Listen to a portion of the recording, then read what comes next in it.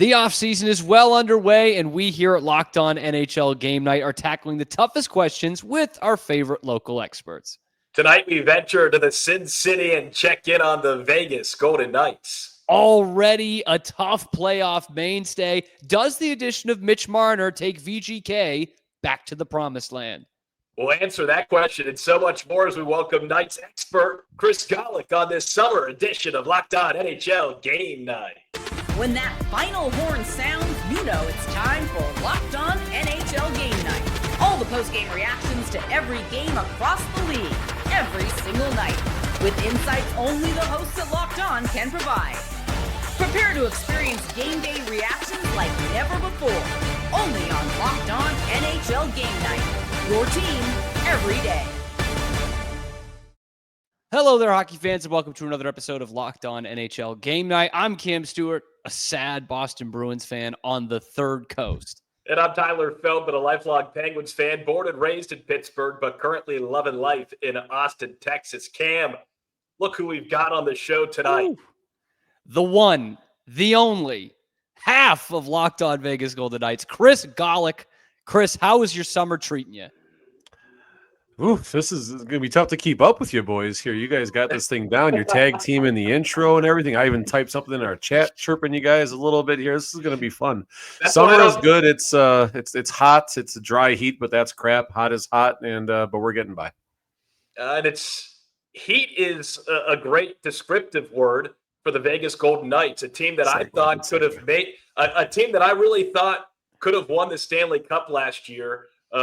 They bow out a little bit earlier than I expected. Chris shaking his head. That's why I don't check the group chat in StreamYard during recording, because I don't like to hear the noise. I go no noise. Does Vegas avoid the noise with the addition of Mitch Marner, arguably the biggest splash of the NHL offseason?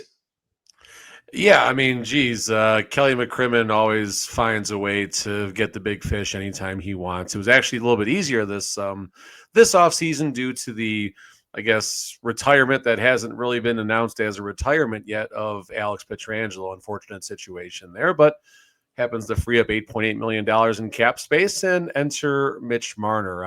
I shook my head. You made the comment about the Golden Knights Stanley Cup. Could have won it last year. It's a good regular season team, but you learn pretty quickly in the playoffs in that series against the Wild that they just weren't ready. A guy like Mitch Marner might change that a little bit.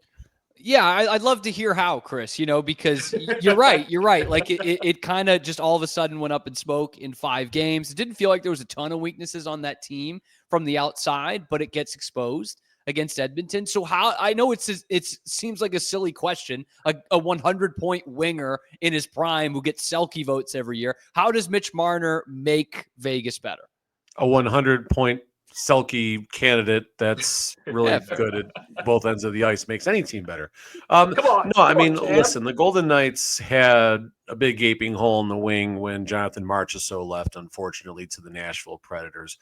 Pavel Dorofeev did a really good job kind of stepping up into that role, but Dorofeev is not at that elite kind of superstar scoring status yet. That might happen soon. The Golden Knights might strike gold, terrible pun, with Dorofeev's emergence and, of course, Mitch Marner right now. But 100-point winger, going to be really good playing two-way hockey, going to help the penalty kill a lot, which was very low last year. I don't got my sheet in front of me. I think they were 28th or 27th or 26th. They were 18th the year the Golden Knights won the Stanley Cup just a couple seasons ago. Mitch Marner should help that a little bit. And it really gives the Golden Knights a chance to attack in waves should they have Eichel and Marner on separate lines. Now you have 3 lines that come at you pretty hard and a 4th energy line, which is pretty good at tiring down the other team's best players as well. Chris, any concern, though, about Mitch Marner's lack of production come playoff time? Well, Or do you think that a change of scenery can help Mitch Marner elevate to a level we haven't seen before? The Golden Knights don't need Mitch Marner to change anything about his playoff hockey. Mitch Marner has a hard time, I guess, scoring goals in games 5 through 7. So the Golden Knights are just going to go 16-0 in next year's playoffs and just sweep the board, and the problem's solved. You ain't got to change anything about Mitch Marner.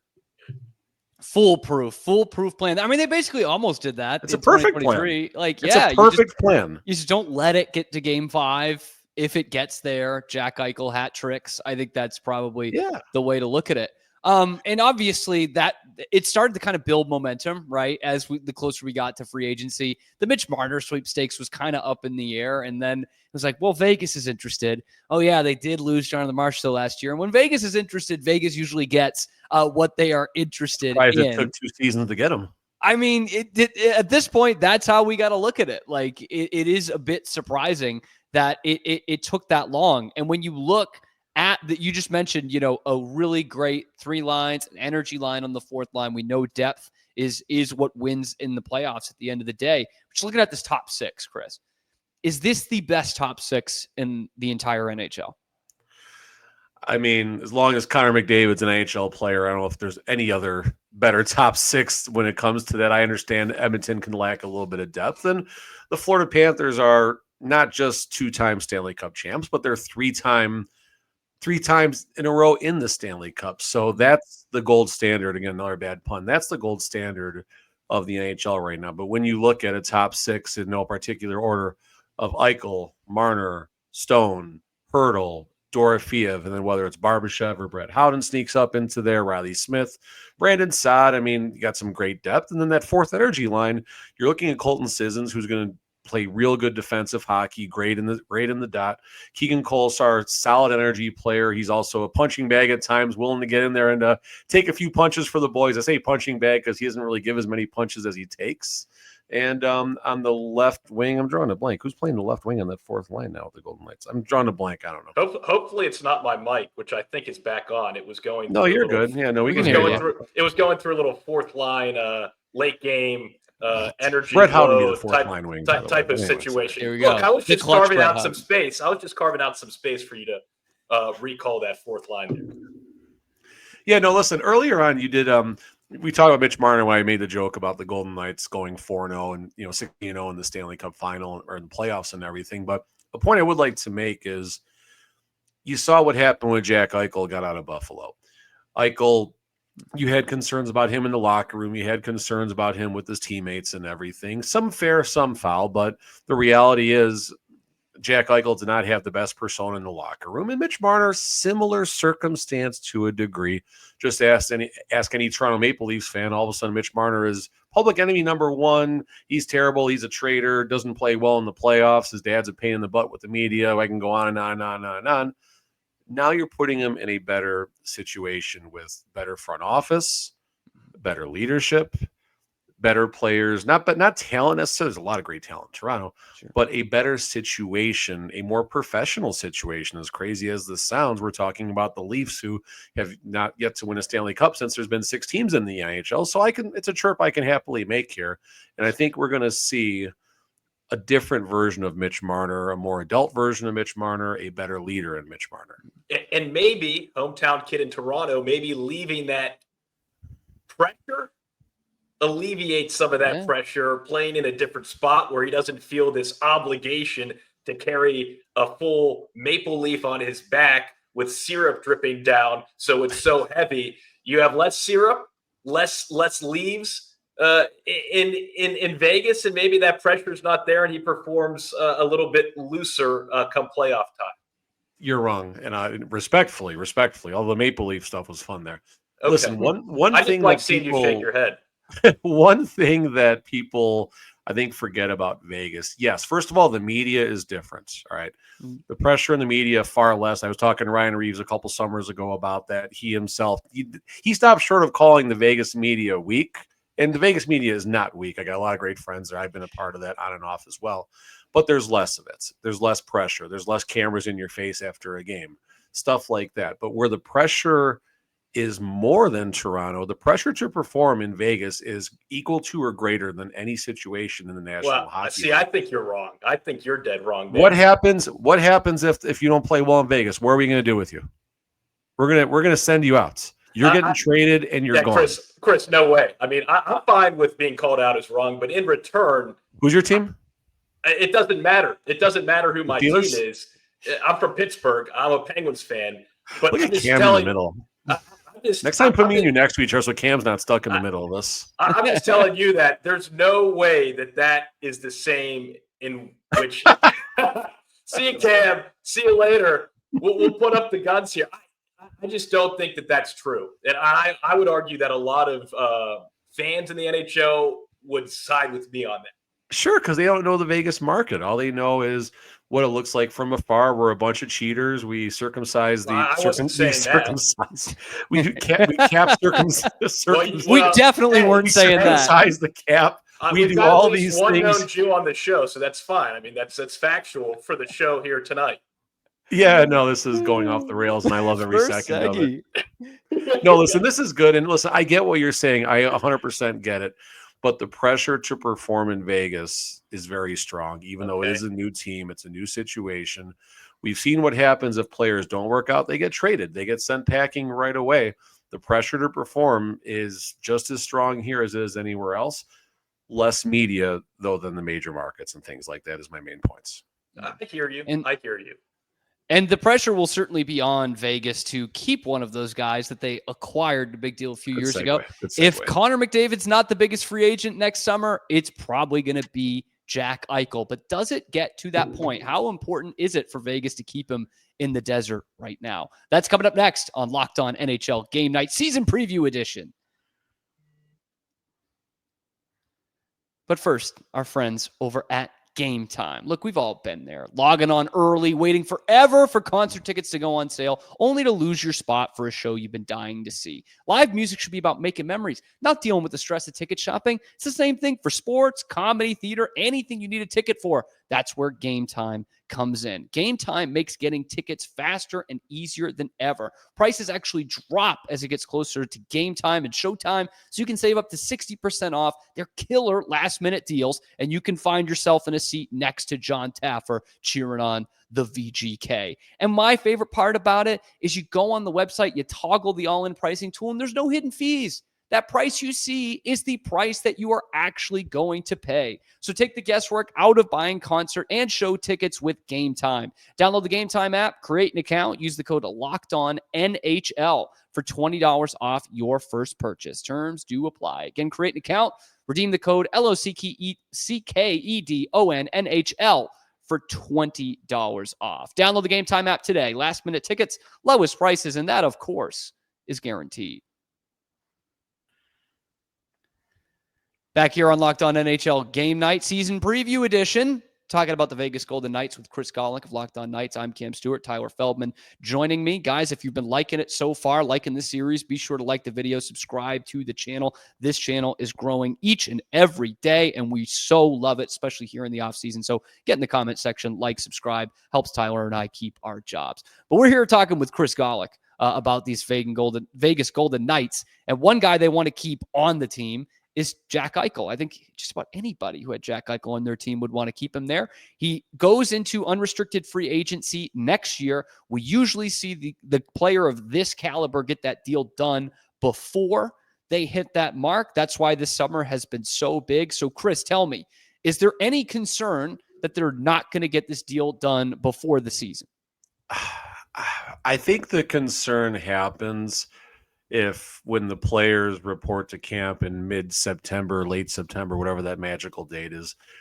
If something is not in place by then, that's a concern. That's when it becomes a distraction. That's when our smaller media market than Toronto starts asking Jack Eichel every single day, hey, what's up with the contract? What's up with the contract? What's up with the contract? And there was a charity softball event hosted by Jack Eichel about 2 weeks ago here in the city. And the Raiders PR team was behind that side of it, even though it was a VGK event. But they stopped it very short when people were going to maybe try and stop his media availability when the moment came to possibly start asking about, hockey stuff and contracts and things like that. So, it's going to be a concern if mid-September Eichel is not signed. Every day that goes by, you start to think about, this is Eichel's team. Yeah. Yes, Mark Stone's the captain. Mitch Marner's got the spotlight right now, but this is Jack Eichel's team. 8 times 12.5, give him $100 million, be done with it and move on. Chris, I agree with you. I agree that it's Jack Eichel's team. How about that? Let's go. We're making friends already. Finally. What's Jack Eichel's swing like? Does he have a nice swing? He's got a good swing in the home run derby. He was firing them. The one that stole the show was actually Brock Bowers from the Las Vegas Raiders. So they play. Okay. The game is played where the Las Vegas Aviators play. It's a AAA stadium, and it is right next to City National Arena where the Vegas Golden Knights practice. There's literally 8 feet of space from where basically the scoreboard is and where City National is. Brock Bowers puts one over the left field, the MLB fence, over the 35, 40-foot wall, lands on top of City National. He had a 12-inch softball, 450. Crazy. That's nuts. Yeah. Wow. And here's the fun of that. Ryan Reeves was just traded the day before to the Sharks. Every time Ryan Reeves is always at the event every year. Every time Revo came to bat, they played Baby Shark. He's up there hitting home runs with Baby Shark is playing. How good is that? That's just great execution.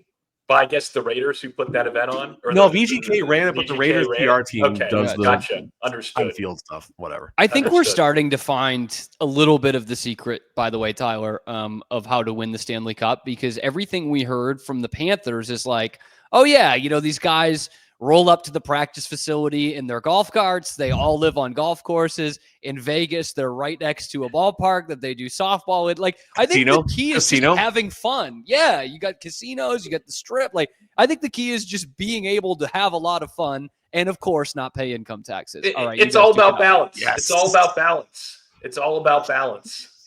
It really is. And sorry, go ahead. No, Cam.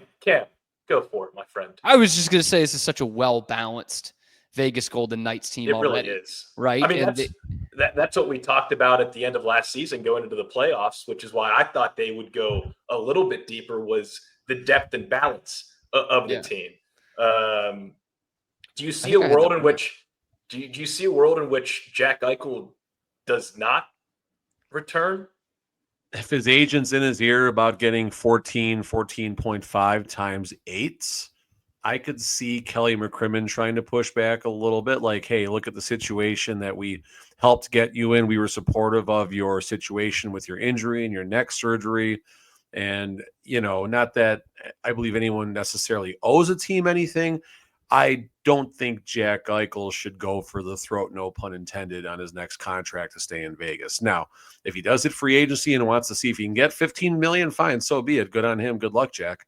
But I think Eichel understands that the power of still getting a $100 million contract this day and age in the NHL means you're an incredibly special talent. And if he takes 12.5 instead of saying, hey, I want my 14, that's another $1.5 million that Kelly McCrimmon can, sprinkle some fairy dust on and find a way to multiply that 4 or 5 times by, utilizing some rules to maybe get another player on the team to help him win a Stanley Cup. Well, that does happen. God forbid. I can see the headline already. Hit the road, Jack. He's writing headlines too. It's good. I mean, it's fair. Listen, I mean, give our small media market something to run with, I guess, right?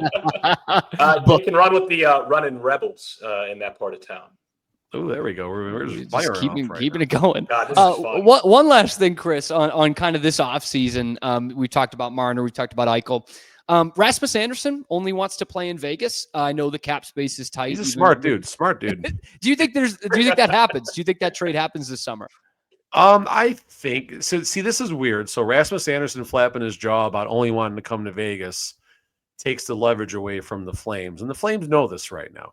The Flames, okay, fine. You want him, give us something for him. But the problem is, just like the situation with Mitch Marner, if they're not careful, they're going to get Nicholas Waugh in return, just like Mitch Marner is what the Nicholas Waugh, who was the trade for Mitch Marner. They're going to get, a very small throw-in trade piece, or Anderson's going to go to free agency. Is there a path? Yes. It'd be trading Zach Whitecloud. Whitecloud, I think, pencils at 2.75, 3 million, something like that. And the money would be there for his current year.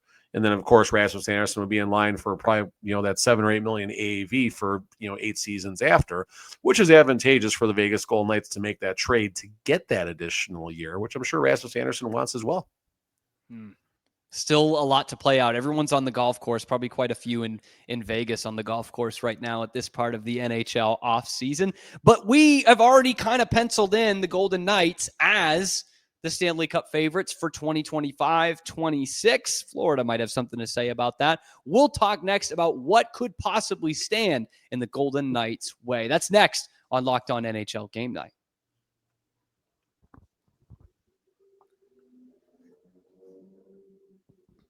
All right, Chris Gawlik, Locked On NHL, Locked On Golden Knights. There we go. One day, Chris, we'll have you running the whole thing. We'll have you running this whole damn thing. Cam Stuart and Tyler Feldman from Locked On NHL Game Night. Chris, we've kind of anointed this already, possibly just a 2023 Stanley Cup final rematch, Golden Knights and Panthers. How does Vegas not get there? What would stand in their way? Golden Knights are currently, according to FanDuel, the third betting favorite. I think it goes Carolina for some reason is number one. I don't understand that, but they love Ehlers, man. They love them. Yeah, I guess so.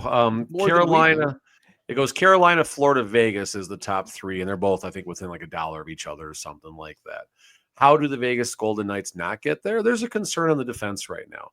Without a healthy, keyword healthy, Pietrangelo was far from healthy last season. Without a healthy Pietrangelo, that's a concern. You have Zach Whitecloud now penciled in for a spot in the top four, should this Rasmus Anderson deal not come to fruition. Not saying Zach Whitecloud isn't capable of stepping up his game, but we haven't seen much in the last 2 seasons that would indicate that. So it would take a special circumstance for that to happen, I think. And the second thing is the goaltending, Adin Hill. Adin Hill, to his credit, had 50 appearances for a career high last season with the Golden Knights, save percentage in the 902, 903 range, something like that. It can go either way with Adin. He can slide into the upper 800s and have injury issues, or he can continue to elevate his game. And it would be really nice if Adin Hill did have a path to 50 starts again and a save percentage that gets closer to that 910 range to get him about the top 10 in the NHL. Maybe you could bring Marc-Andre Fleury out of retirement. Should have kept Logan Thompson. That would have been nice. That would have worked, I think. That might have worked out. So then we talk about them being one of the absolute favorites here, Carolina. Yeah, I that took me off guard. I'm not going to lie. Didn't know where that came 100%. From. I think that's taking about everybody off guard. They won a conference final game this year, didn't they? So they got that going for them. They did for the first time in 20 years. They won a shots fired. That felt like a shot. That felt like a shot. Just reality. Just is what it is. The Leafs haven't won a cup since there's been 6 teams. It's just reality. These are facts. You can't argue with that. These aren't facts, Cam. This is reality. This is reality. It's different. Reality TV if you're watching us on YouTube. Okay. Yeah. Reality audio if you find us wherever you find your podcast. I guess then Chris, obviously you've had the right to talk a lot about reality. It's been since 2018. The Knights have even been around, and it's been almost nothing but success. And so having won a Stanley Cup, been to 2 Stanley Cup finals, and being one of the favorites to win it again this year, is anything less than the Cup a successful season for this Golden Knights team? I mean, I feel like any team, there's only 4 teams that make it, that win 2 playoff rounds. I think that's something that doesn't get mentioned a lot in the NHL. I think it's hard to go against saying, oh, it was a bad season if your team lost in the conference final. Now, I could see in Vegas the way things go and the way maybe they budget sometimes is that it is Stanley Cup final or bust. That probably is the internal perspective. It's get to the Cup. There's look at this roster that, we've given you Coach Bruce Cassidy, find a way to get there. And me, if I'm judging the team, again, we got a lot of things that could happen between now and next June when the Stanley Cup final is determined. But it would be hard for me to be too down on a team that goes out in the conference final. Now, if they're up 3-1 and they lose, the conference final or something crazy like that, obviously that's a different story. That would be tough. One last thing real quick. I think Pavel Dorofeyev took a lot of people off guard last year and kind of became the sharpshooter down there in Vegas and really in the Western Conference for his goal scoring ability. Anyone you think is going to take that next step and shock a lot of people? Dorofeyev was someone I've been telling people. My personal business is sports collectibles and hockey cards, and I've been telling people for 4 years, get as many Dorofeyev young guns as you can, and people finally cashed in a little bit by listening to me. But the next one who I think can maybe take that step up is Brett Howden. Yes, Brett Howden's name has come up in the offseason for issues regarding Team Canada and everything. We're not going to go into that right now. But the reason that does have some validity. Is that the word I'm looking for? To all this. If there's one player that cannot wait to get back on the ice right now and just try and flush everything out, so to speak. Man, it's not the best way to say that, but just focus on hockey, have that hockey tunnel vision right now. I think Howden can take a step forward. He scored 23 goals, I believe, in his 3 prior seasons combined. Scored 23 goals in this last season for the Vegas Golden Knights. The unfortunate side for Howden, he's probably penciled in on that fourth line, that energy role with the offseason signings, with extending Brandon Saad and Riley Smith and everything. But if you give Howden a chance in regular minutes in that top 9 or even top 6, which he might even deserve, there's a chance he could score 28, 29 goals. He does have that ability, and he's one I would watch for if you're, fantasy hockey, late round, low ADP, low risk type player. Take a flyer on a Brett Howden or something like that. Listen to Chris Gawlik. He's going to make you some money. Listen to him with Tony Cardasco on Locked On Golden Knights, of course, on YouTube and wherever you get your podcasts, just like us. Tyler Feldman, I'm Kim Stewart. We have got you covered all offseason long, previewing all 32 teams as we head and march towards the next hockey season. You can find it on YouTube, wherever you find your podcast as well. Like, subscribe, get involved in the comment section, and we will see you on the next one, the next season preview edition of Locked On NHL Game Night.